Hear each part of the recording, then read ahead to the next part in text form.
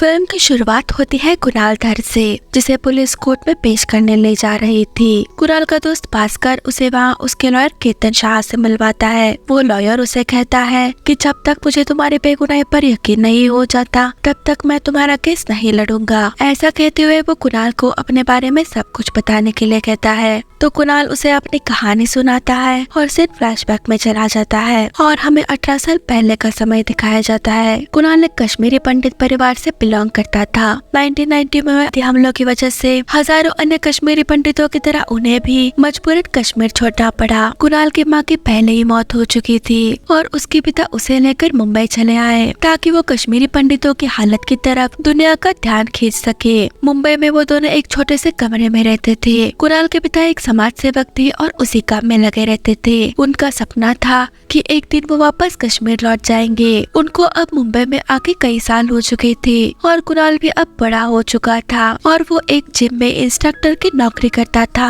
एक दिन पुलिस कुणाल के घर पे आके कहती है कि क्या ये गाड़ी तुम्हारे पिता की है? तो कुणाल कहता है कि हाँ। तब पुलिस वाले बताते हैं कि तुम्हारे पिता अब इस दुनिया में नहीं रहे। वो कहते हैं कि जब तुम्हारे पिता ट्रेन में थे तब भीड़ की वजह से उनका हाथ छूट गया, जिस वजह से वो नीचे गिर गए और उनकी वहीं पर मौत हो गई, जिसे सुनकर कुणाल टूट जाता है। अब वो पूरा अकेला पड़ गया था। वो अपने पिता का अंतिम संस्कार करता है। कुछ दिनों बाद कुणाल को जम्मू के एक अनाथ आश्रम से फोन आता है। फोन पे उसे बताते हैं कि रेणुका अब 18 साल की हो चुकी है और आपने उसकी जिम्मेदारी उठाई थी। दरअसल ये फोन कुणाल के पिता के लिए था। कुणाल उन्हें बताने की कोशिश करता है कि मेरे पिता अब इस दुनिया में नहीं रहे, लेकिन कुणाल की आवाज उन तक नहीं पहुंचती। अनाथ आश्रम वाले कुणाल को बताते हैं कि रेणुका कल मुंबई आ रही है। वो लोग रेणुका के आने का टाइम और स्टेशन बताकर फोन कट कर देते हैं। अगले दिन कुणाल स्टेशन पहुंचता है और रेणुका से मिलता है। वो उसे बताता है कि उसके पिता अब इस दुनिया में नहीं रहे, जिस पर रेणुका उसे कहती है कि कोई बात नहीं, मैं वापस चली जाऊंगी, मुझे अकेले रहने की आदत है। वो कुणाल से कहती है कि मेरे पास पैसे नहीं है, बस मुझे जम्मू की वापसी की टिकट खरीद के दे दो,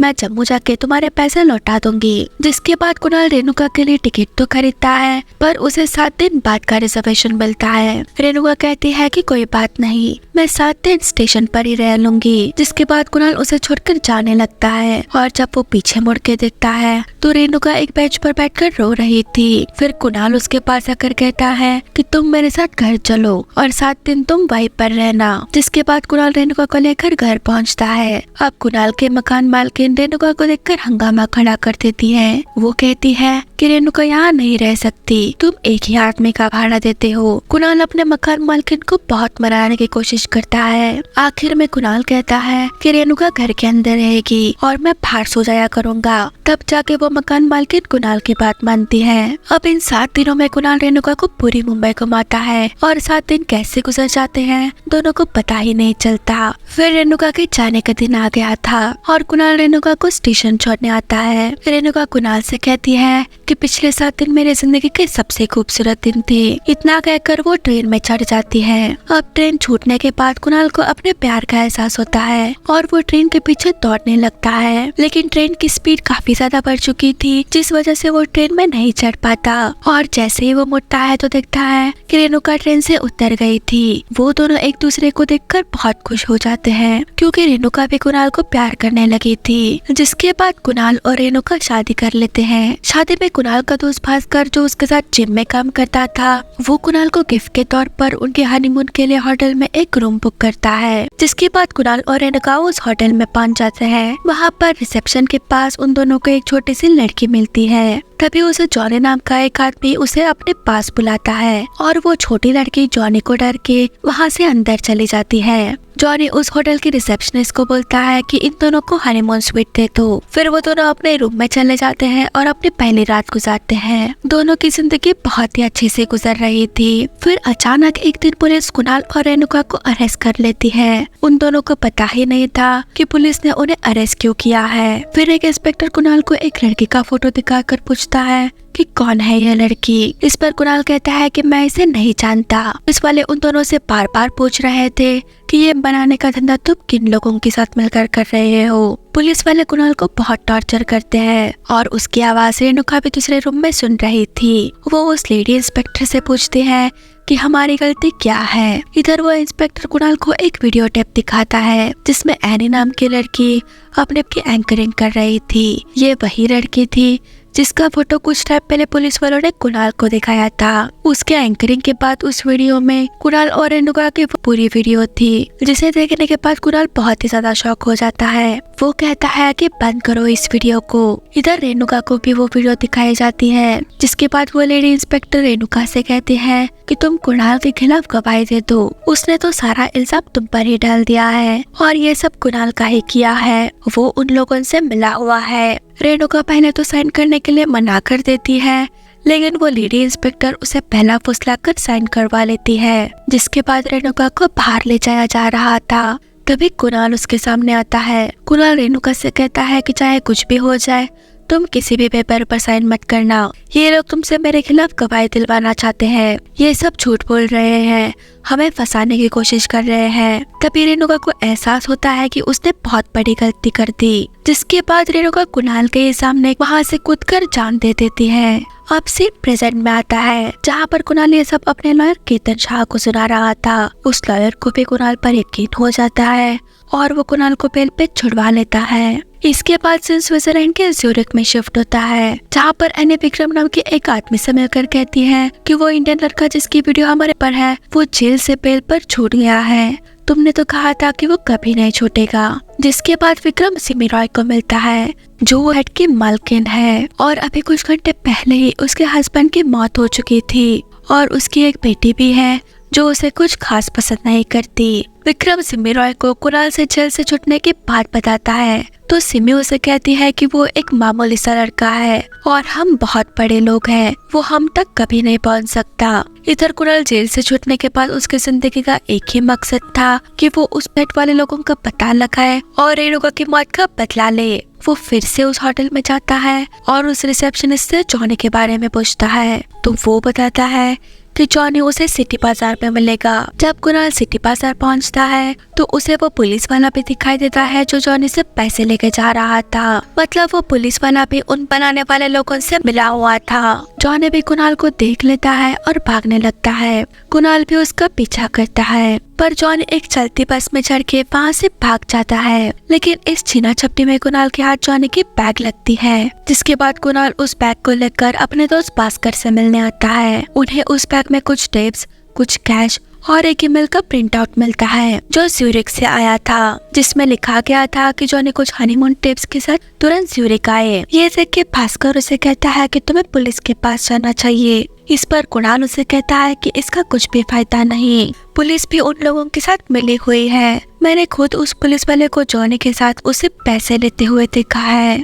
वो भास्कर को कहता है कि इसका पता करने के लिए मैं खुद ज्यूरिख जाऊंगा और कुणाल ज्यूरिख पहुंच जाता है। वहाँ पर वो एक शॉप में जाता है जहाँ इस तरीके की सीरीज वगैरह मिला करती थी। वो शॉप पर एक मैगजीन दिखता है जिसमें एनी की फोटो थी और उसे याद आता है कि ये वही लड़की है जो उसकी वीडियो के पहले एंकरिंग कर रही थी। वो उस शॉप के ओनर जिसका नाम अली था, उसे वो मैगजीन दिखाकर उस लड़की के बारे में पूछता है और उसे कुछ एडवांस पैसे देकर उस लड़की को ढूंढने में मदद करने के लिए कहता है। अली भी इस काम के लिए मान जाता है और कुणाल को एक क्लब में लेके जाता है। उसी क्लब में सिमी रॉय की बेटी तान्या भी अपने गर्लफ्रेंड के साथ ले रही थी। विक्रम उसे देख लेता है और यही बात सिमी को बताता है, तो सिमी भी अपने बेटी को लेने के लिए उसी क्लब की तरफ निकल पड़ती है। अली उस क्लब के एक आदमी को एनी की फोटो दिखाकर पूछता है कि ये कहाँ मिलेगी, तो वो आदमी अंदर की तरफ इशारा करता है। अब उसी क्लब में एनी डांसर थी। इससे पहले कि अली और कुणाल एनी तक पहुंचते, एक आदमी एनी को वहाँ से निकलने के लिए कहता है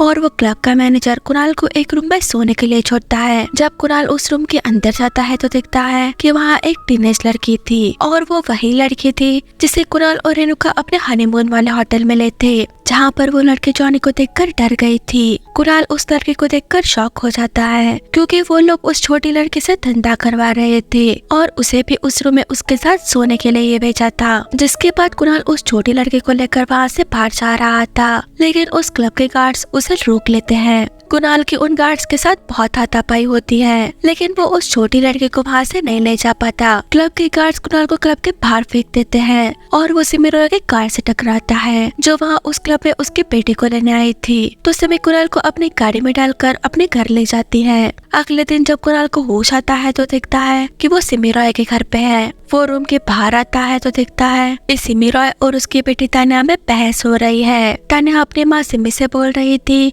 कि मैं अपने गर्लफ्रेंड के साथ वहाँ रोज जाऊंगी, तुम मुझे रोक नहीं सकती। मुझे पता है कि तुमने ही मेरे पापा को स्लीपिंग का ओवरडोज देकर मारा है, क्योंकि वो तुम्हारे गंदे धंधों के बारे में जान चुके थे। वो तुम्हें रोक रहे थे, पर तुम्हें तो अपने बॉयफ्रेंड के साथ इश्क लड़ाना था, गंदे धंधे करने थे। मैं तुमसे नफरत करती हूँ। सिमी उसे समझाने की कोशिश करती है, पर वो उसकी एक नहीं सुनती। तभी सिमी की नजर कुणाल पे जाती है। वो उसे पूछते हैं कि तुम उस क्लब में क्या कर रहे थे, तो कुणाल उसे कहता है कि वो एक जर्नलिस्ट है, मैं जो हिंदुस्तानी शामिल है वो उन पर स्टोरी कर रहा है। कुणाल सिमी रॉय को उसी की उस के बारे में पूछता है और ये भी पूछता है कि क्या तुम उस क्लब के बारे में कुछ बता सकते हो। तो सिमी उसे कहती है कि मुझे इन सब के बारे में कुछ ज्यादा नहीं पता और तुम भी इन सब से दूर रहो। वो उसे ये भी कहती है कि कहानी जो दिखती है वैसी होती नहीं, बाहर जो दिखाई देता है अंदर वैसा नहीं होता, तुम इन सब से दूर रहो। जिसके बाद कुणाल सिमी के घर से निकल के वापस उसी क्लब में जाता है जहाँ पर उसे अली दिखाई देता है। अली कुणाल को देख के वहाँ से जा रहा था क्योंकि कल की कुणाल की फाइट देख के वो किसी लफड़े में नहीं पड़ना चाहता था, लेकिन तभी कुणाल उसे रोक के उसके बाकी के बचे पैसे देता है और ये भी कहता है कि मैं तुम्हें इस मुसीबत में नहीं डालूंगा, मैं खुद ही यानी को ढूंढ लूंगा। उसकी ये बातें सुन के अली को कुणाल पे थोड़ा भरोसा होने लगता है और वो उसे पूछता है कि तुम अन्ना को क्यों ढूंढ रहे हो। तब कुणाल उसे अपनी पूरी कहानी सुनाता है तो अली भी कुणाल को अन्ना को ढूंढने में मदद करने के लिए मान जाता है। इधर सिमी रॉय कुणाल के अपने घर से जाने के बाद तुरंत जॉनी और विक्रम को बुलाती है और उन्हें कहती है कि हमें अन्ना को मारना होगा, क्योंकि अगर वो कुणाल को मिली तो हम सब बच जाएंगे। कुणाल अली की मदद से अन्ना का घर ढूंढ लेता है। अली कुणाल को अपनी कार भी दे देता है। जब कुणाल अन्ना के घर के अंदर जाता है तो देखता है कि विक्रम उसे मारने की कोशिश कर रहा है। तो कुणाल विक्रम को बहुत मार के एनी को वहाँ से लेके भाग जाता है। थोड़ी दूर आने के बाद वो एक जगह अपनी कार रुका कर एनी से पूछता है कि तुम ऐसा क्यों कर रही हो, किन लोगों से मिली हुई हो, कौन चलाता है ये साइट। तो एनी कुणाल को अपनी कहानी सुनाती है कि वो गुजरात से है और उसका असली नाम अनीता है। गुजरात में जब भूकंप आया था तो उसमें उसकी पूरी फैमिली मर गई, जिसके बाद वो अपने चाचा के साथ रहने लगी। उसके चाचा ने उसे कुछ दिन तो पाला, लेकिन कुछ पैसों के लिए उसने एनी को बेच दिया और उसे खरीदने वाला और कोई नहीं बल्कि जॉनी था। एनी ने वहाँ से भागने की कोशिश भी की थी, लेकिन जॉनी और उसके लोगों ने उसे पकड़ लिया। जॉनी एनी को वगैरह देखकर उसे बम बनवाता था और बाद में उसने एनी को विक्रम को बेच दिया, जो उसे ज्यूरिख ले आया और वो उसी के इशारे पर काम करती थी। उसकी कहानी सुनकर कुणाल उसे अपने साथ ही ले जाता है। वो अली को फोन करके कहता है कि उसे विक्रम तक पहुँचने में मदद करे। तो अली उसे रात को एक क्लब में मिलने के लिए बुलाता है। बाद में हम देखते हैं कि अली सिमी रॉय और जॉनी के सामने बैठ के ही कुणाल से बात कर रहा था। मतलब ये सब उनका प्लान था, कुणाल को एक जगह बुलाकर उसे मारने के लिए। अली ये सब सिमी के कहने पर कर रहा था क्योंकि उसे इस काम के बहुत सारे पैसे मिलने वाले थे। रात को कुणाल एनी को बाहर गाड़ी में ही छोड़ के क्लब के अंदर जाता है, जहाँ पे जॉनी और उसके आदमी पहले से ही मौजूद थे। वो कुणाल के सर पे बंदूक तान देते हैं। कुणाल उसे कहता है कि मुझे मार दो, क्योंकि अगर मैं बच गया तो तू नहीं बचेगा। तभी अली जॉनी के हाथ की बंदूक छीन लेता है और कहता है कि कल तक मैं हर काम पैसों के लिए करता था, लेकिन अब नहीं। अली का ईमान बिकाऊ नहीं है। वो जॉनी पे बंदूक तान के कहता है कि कुणाल को वहाँ से जाने दो। जिसके बाद अली कुणाल को बचाने के लिए जॉनी और उसके गुंडों के साथ लड़ता है, जिसमें अली की जान चली जाती है, लेकिन वो अपने साथ जॉनी और उसके आदमियों को मार डालता है और मरते मरते कुणाल को बताता है कि भेंट का धंधा सिमी रॉय चलाती है, जिसे सुन के कुणाल शॉक हो जाता है। इधर विक्रम सिमी रॉय से आके कहता है कि जॉनी और अली की लाशें पुलिस को मिल गई है और वो हम तक कभी भी पहुंच सकती है। तो सिमी उसे कहती है कि ऐसा कुछ नहीं होगा, वो हम तक कभी नहीं पहुंच पाएगा। तभी सिमी को कुणाल का फोन आता है जो उसे कहता है कि मुझे अली ने सब कुछ बता दिया कि वो वेट तुम ही चलाती हो। तब सिमी उसे बताती है कि हाँ वेट मेरी ही है और तुम्हें अरेस्ट भी मैंने ही करवाया था अपने वेबसाइट की मार्केटिंग के लिए, लेकिन तुम्हारी बीवी ने सुसाइड किया और उसकी जिम्मेदार मैं नहीं हूँ। इसके जिम्मेदार वो लोग हैं देखते हैं, क्योंकि डिमांड रही तो सप्लाई करना ही पड़ेगा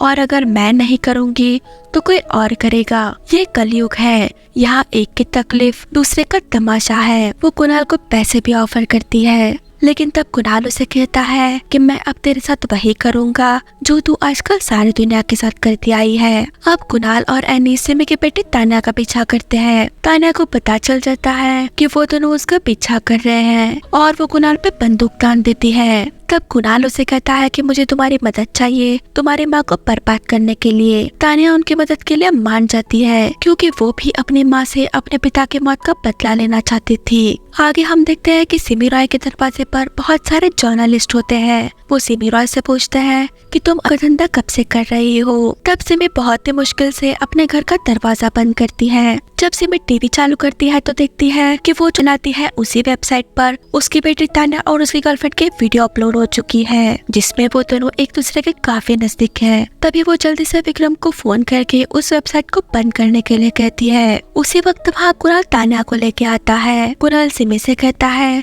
कि अब क्यों तुम उस वेबसाइट को बंद करवाना चाहती हो, अब कहाँ गई तुम्हारी मार्केटिंग स्ट्रेटजी, अब तुम्हारी तकलीफ दुनिया के लिए तमाशा बन गई। ये सुन के सिमी उसे बहुत मारती है। तब कुणाल उसे कहता है कि दूसरों की बहू बेटियों की चोरी छुपे बना के दुनिया को दिखाती थी तब तुझे बड़ा मजा आता था, और अब जब तेरी अपनी बेटी अपनी मर्जी से यह सब कर रही है तो तेरे अंदर की माँ जाग उठी है। तान्या भी सिमी से कहते हैं कि हाँ मैंने ये सब अपनी मर्जी से किया है क्योंकि मैं तुमसे अपने पिता की मौत का बदला लेना चाहती थी। इसके बाद कुणाल वहाँ से जाने लगता है। तभी सिमी रॉय बंदूक उठा के कुणाल को मारने की कोशिश करती है, लेकिन इससे पहले ही तान्या अपनी माँ को गोली मार देती है जिसकी वजह से सिमी रॉय वही मर जाती है। आखिर में हम देखते हैं कि कुणाल का वकील केतन शाह टीवी पर इंटरव्यू दे रहा है कि कुणाल को सारे आरोपों से बरी किया गया है और इस धंधे से जुड़े सारे लोगों को पकड़ लिया गया है। उस छोटी बच्ची को भी रेस्क्यू कर लिया गया था। जिसके बाद कुणाल एनी से कहता है कि क्या तुम मेरे साथ चलोगी, तो एनी भी अपना हाथ कुणाल की तरफ बढ़ाती है। फिर कुणाल, एनी और वो छोटी बच्ची एक साथ एक नई जिंदगी शुरू करते हैं और इसी के साथ ये मूवी ही खत्म हो जाती है। तो दोस्तों आपको हमारा ये एक्सप्लेनेशन कैसा लगा हमें कमेंट सेक्शन में जरूर बताना और वीडियो को लाइक और चैनल को सब्सक्राइब जरूर करना।